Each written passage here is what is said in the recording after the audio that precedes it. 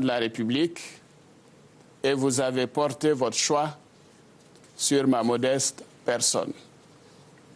Alors que nous étions en droit d'attendre une alternance démocratique par un transfert pacifique du pouvoir, notre pays traverse une grave crise à cause du refus du président sortant, M. Laurent Gbagbo et son clan, de se plier au verdict des urnes et respecter ainsi la volonté du peuple ivoirien.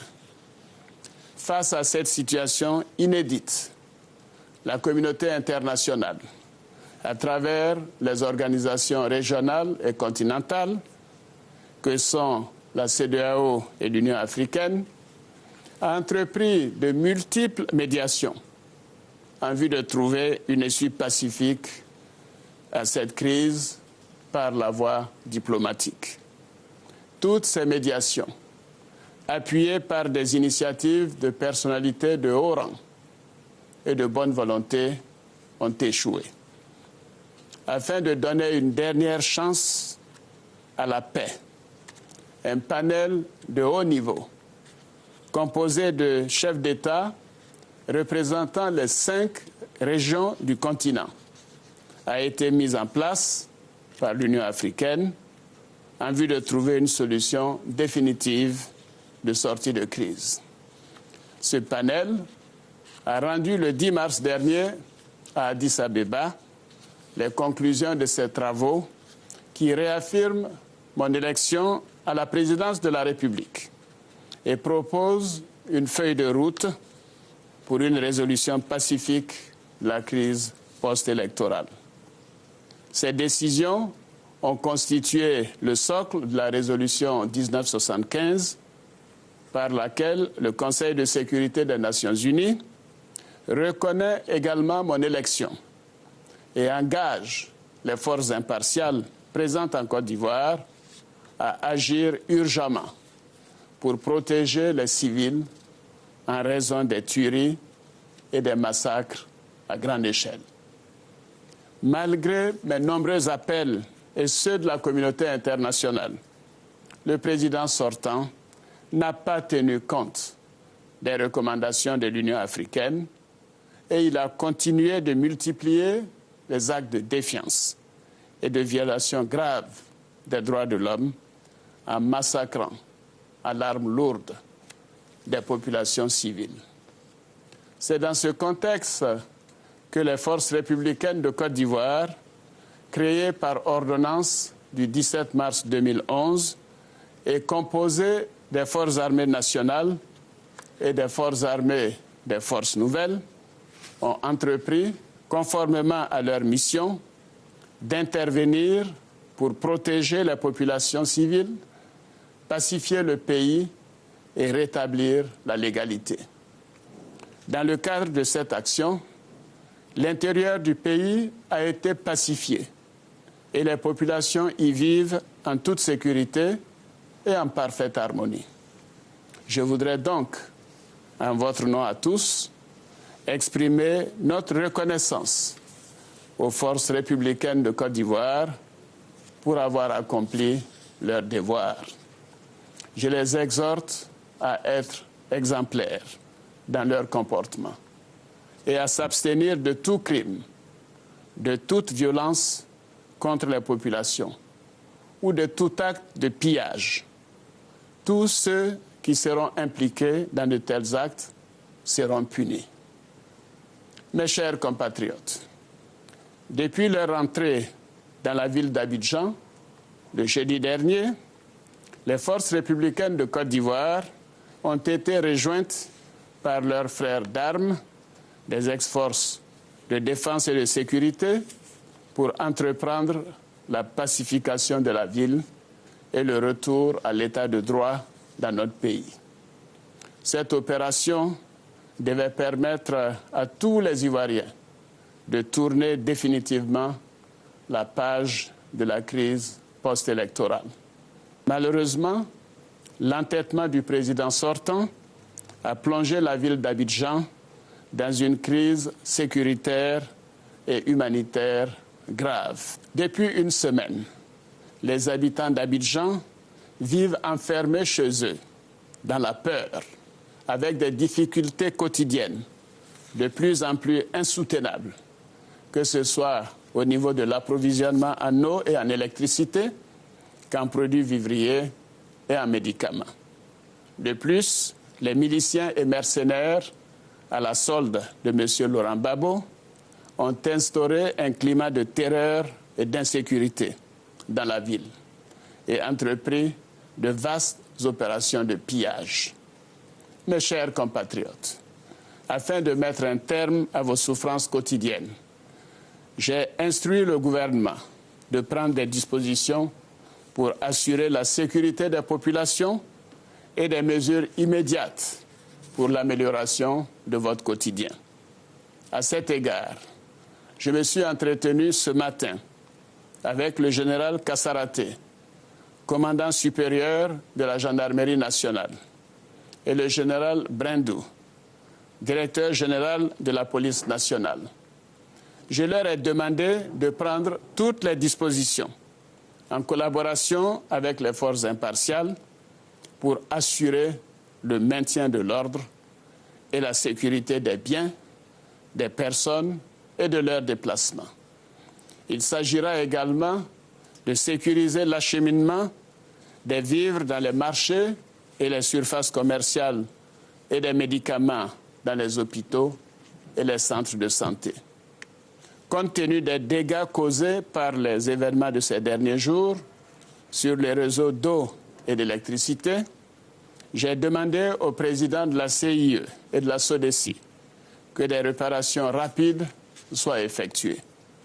J'ai saisi le gouverneur de la BCEAO pour la réouverture de ses agences en Côte d'Ivoire en vue d'assurer une reprise des opérations dans toutes les banques et permettre le règlement des salaires et des arriérés de salaire dans les plus brefs délais. J'ai demandé que les sanctions de l'Union européenne sur les ports d'Abidjan et de San Pedro et sur certaines entités publiques du fait du régime illégitime de M. Laurent Gbagbo soient levées.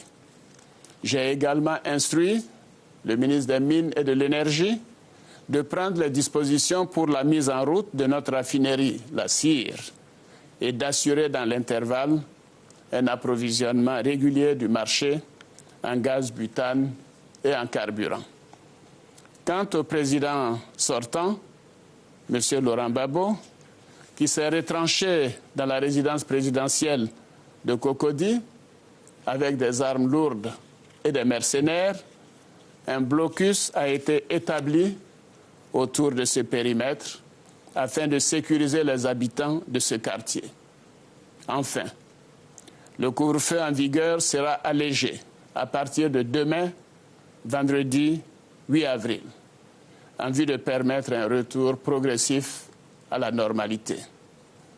Mes chers compatriotes, ces décisions prioritaires ont pour objectif la sécurisation des populations, la reprise progressive de l'activité économique et un retour à une situation normale qui permettra de panser peu à peu les plaies de cette grave crise post-électorale. Je voudrais à nouveau m'incliner devant la mémoire de toutes les victimes. Je présente mes condoléances les plus attristées aux familles endeuillées et j'exprime ma profonde compassion aux blessés tout en leur souhaitant un prompt rétablissement. Je voudrais vous donner l'assurance que la lumière sera faite sur tous les massacres et tous les crimes que nous condamnons avec la plus grande fermeté. Nous avons constitué une commission nationale d'enquête dont les résultats seront rendus publics et les auteurs des crimes perpétrés seront lourdement sanctionnés. De plus, toutes les dispositions seront prises pour permettre une collaboration exemplaire avec les juridictions internationales et les organisations des droits de l'homme afin d'enquêter, de poursuivre, de juger et de punir sévèrement les auteurs de ces agissements inqualifiables. à toutes celles et à tous ceux qui ont été victimes de pillages et de dégradation de leurs biens. Je voudrais exprimer ma solidarité et les assurer que nous prendrons, bien évidemment, des dispositions pour leur dédommagement. Mes chers compatriotes, en ces moments décisifs de l'histoire de la Côte d'Ivoire, je veux m'adresser à chacune et à chacun d'entre vous. Je voudrais tout d'abord remercier mon aîné, le président Aimé Henri Konan Bédié, pour ses conseils avisés et le soutien constant qu'il m'a toujours apporté. Je félicite le Premier ministre, ministre de la Défense, Soro Kibafore Guillaume, pour son action à la tête du gouvernement et lui renouvelle toute ma confiance. Je remercie enfin la communauté internationale qui s'est tenue à nos côtés durant tout le processus de retour à la démocratie dans notre pays et depuis le déclenchement de la crise post-électorale. Ivoiriennes, Ivoiriens, chers frères et sœurs du Sud, du Nord, de l'Est, de l'Ouest, du Centre, que vous soyez chrétiens, musulmans ou de toute autre confession, que vous ayez voté pour moi ou pas, j'en appelle solennellement à votre sens de la responsabilité et de la dignité qui a toujours caractérisé notre peuple. J'invite tous mes compatriotes à s'abstenir de tout acte de vengeance et de représailles. Sachons retrouver dans les valeurs de pardon et d'amour que nous a toujours enseigné le président Félix Houphouët-Boigny, les ressources nécessaires pour nous rassembler et rebâtir ensemble la Côte d'Ivoire dans la paix et la fraternité retrouvée. La Côte d'Ivoire est une et indivisible. Elle appartient à tous ses fils et à toutes ses filles. Et c'est ensemble que nous la rebâtirons. Ivoiriennes, Ivoiriens, mes chers compatriotes, je renouvelle encore aujourd'hui mon serment d'être le président de tous les Ivoiriens, d'être le protecteur de toutes les populations vivant dans notre beau pays et de travailler avec la dernière énergie au bonheur de tous. Alors, levons-nous pour engager ensemble les chantiers de la reconstruction de notre pays. Faisons-le par amour pour notre patrie et en mémoire de tous ceux qui sont tombés au champ d'honneur pour la restauration de la démocratie et de la paix. Remettons-nous tous à la tâche pour bâtir dès à présent la Côte d'Ivoire nouvelle, celle du progrès et du développement. Mes chers compatriotes, je vous ai promis un grand pays en 5 ans, un pays de paix et de prospérité. Ensemble, nous le réaliserons. Faites-moi confiance. Vive la République, vive la Côte d'Ivoire, que Dieu bénisse notre beau pays.